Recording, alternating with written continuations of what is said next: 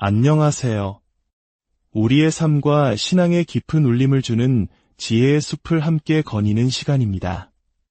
오늘 우리가 함께 나눌 이야기에 앞서 잠시 주님의 은혜를 구하는 마음으로 여러분께 부탁의 말씀을 드립니다.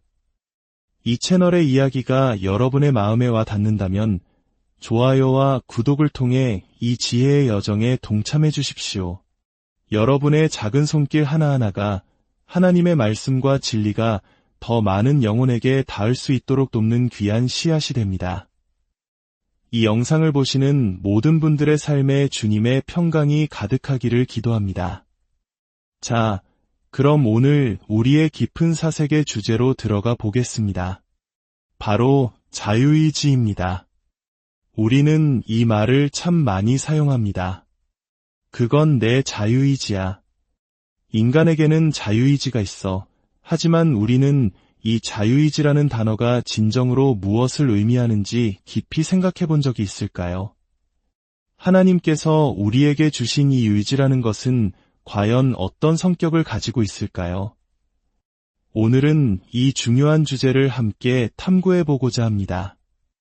먼저 우리 사회, 그리고 안타깝게도 많은 교회 안에서까지 가장 널리 퍼져 있는 자유의지에 대한 관점부터 살펴보겠습니다. 저는 이것을 인본주의적 자유의지라고 부르고 싶습니다. 이 관점에서 자유의지란 우리의 선택이 어떠한 선입견이나 이전의 성향, 기질에도 전혀 영향을 받지 않는 완전히 자발적이고 즉흥적인 능력이라고 정의됩니다. 다시 말해, 선택의 순간에 그 어떤 것도 우리의 선택을 결정하지 않는다는 뜻입니다. 마치 완벽하게 균형 잡힌 저울처럼 왼쪽으로도 오른쪽으로도 기울어지지 않은 완전한 중립 상태에서 순수하게 선택이 이루어진다는 개념입니다. 하지만 우리 기독교인으로서 이 정의를 마주했을 때 우리는 즉시 두 가지 심각한 문제에 부딪히게 됩니다. 첫째는 신학적, 도덕적 문제이며 둘째는 이성적, 논리적 문제입니다. 첫 번째, 도덕적 문제를 생각해 봅시다.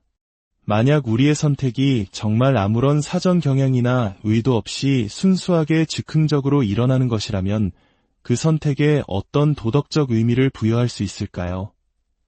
성경은 우리가 무엇을 선택했는지 뿐만 아니라 왜 그 선택을 했는지, 즉 그 선택 뒤에 숨은 의도와 동기를 매우 중요하게 여깁니다. 창세기에 나오는 요셉의 이야기를 떠올려 보십시오. 그의 형들은 시기심이라는 악한 동기에서 요셉을 노예로 팔아넘기는 선택을 했습니다. 오랜 세월이 흐른 뒤 요셉은 자신을 용서해달라고 비는 형들에게 이렇게 말합니다.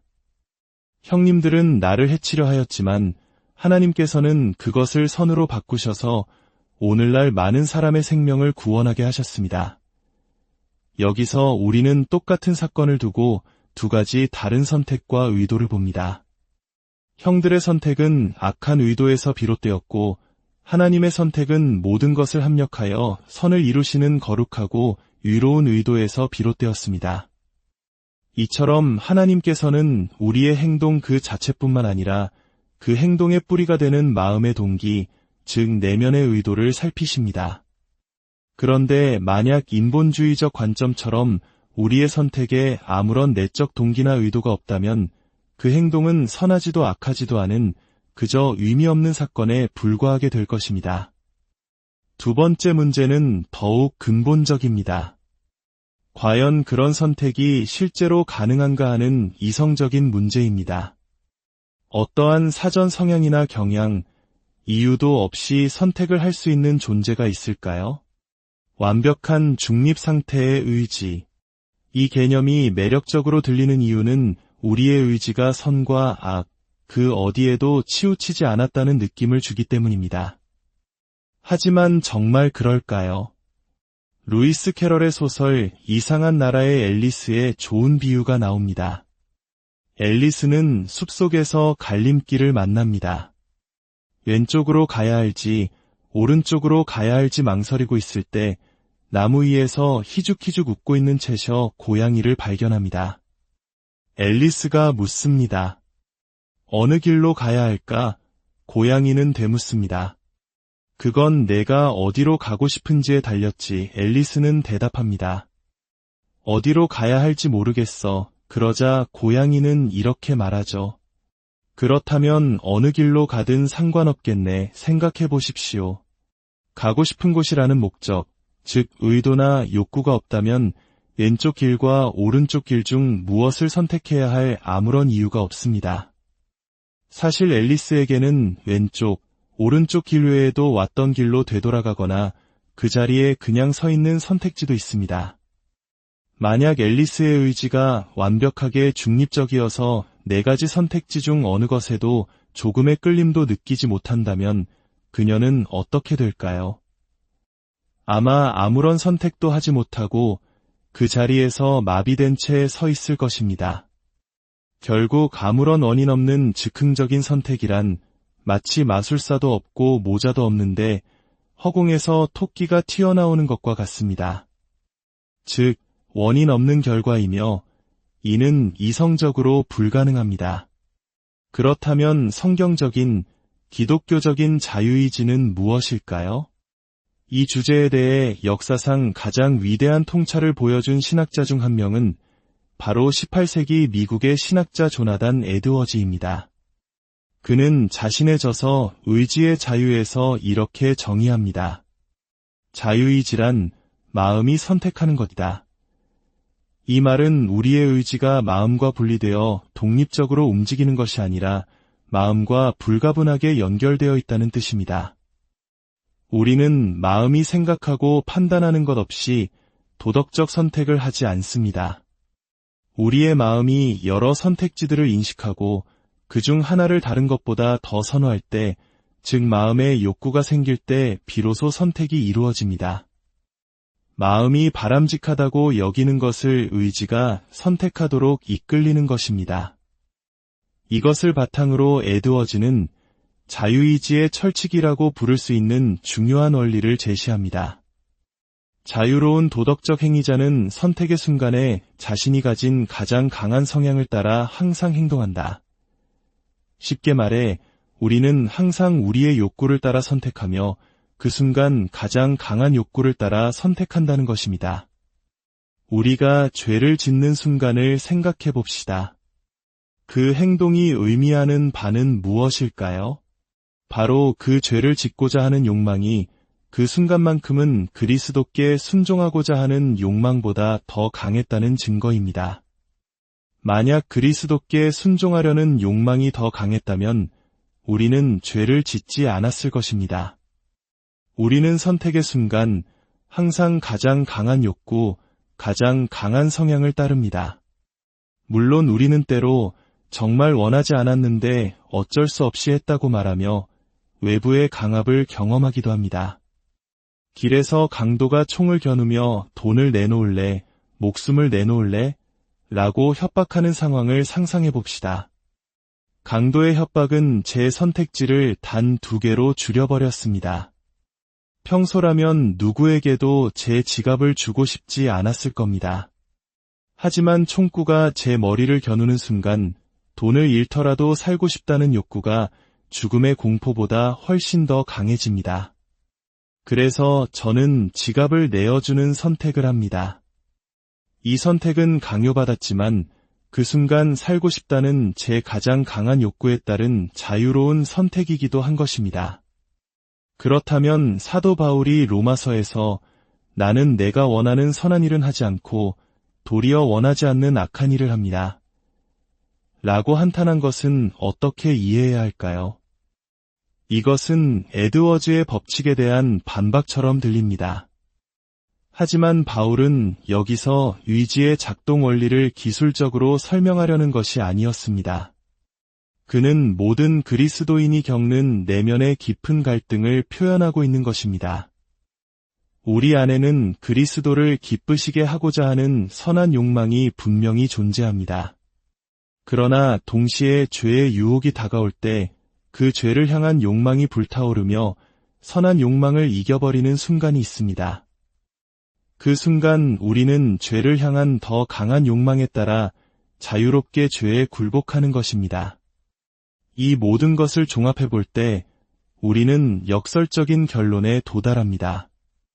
우리가 하는 모든 선택은 자유로우며 동시에 결정되어 있습니다.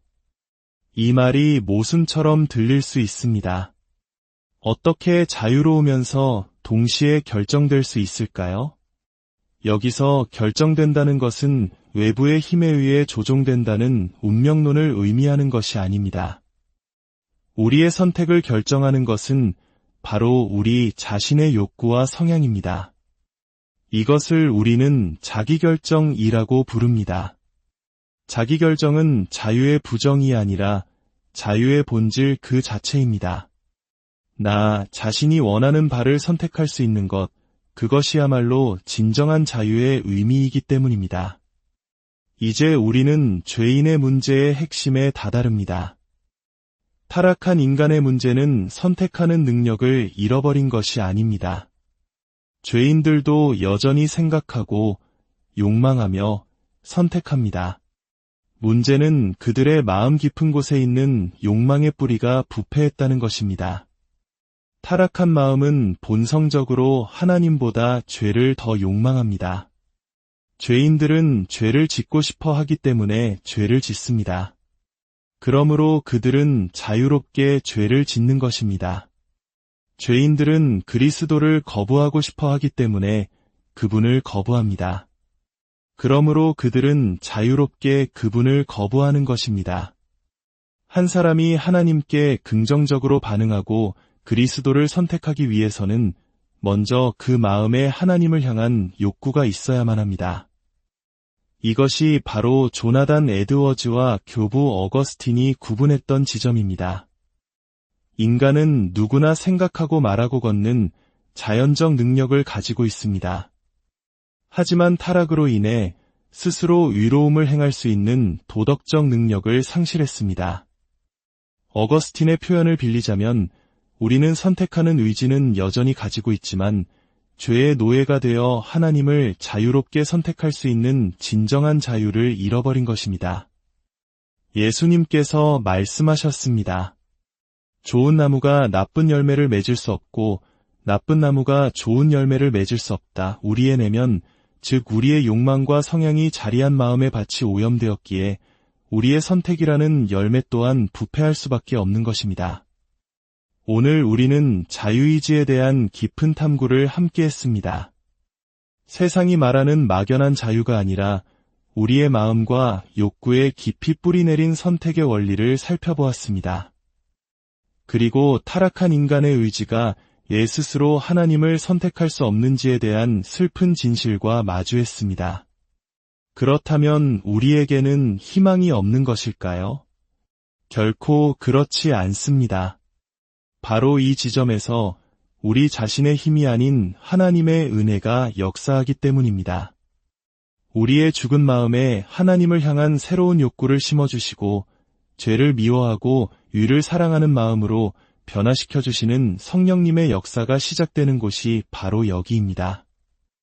이 깊은 진리가 우리 각자의 삶과 신앙에 큰 울림을 주기를 바랍니다.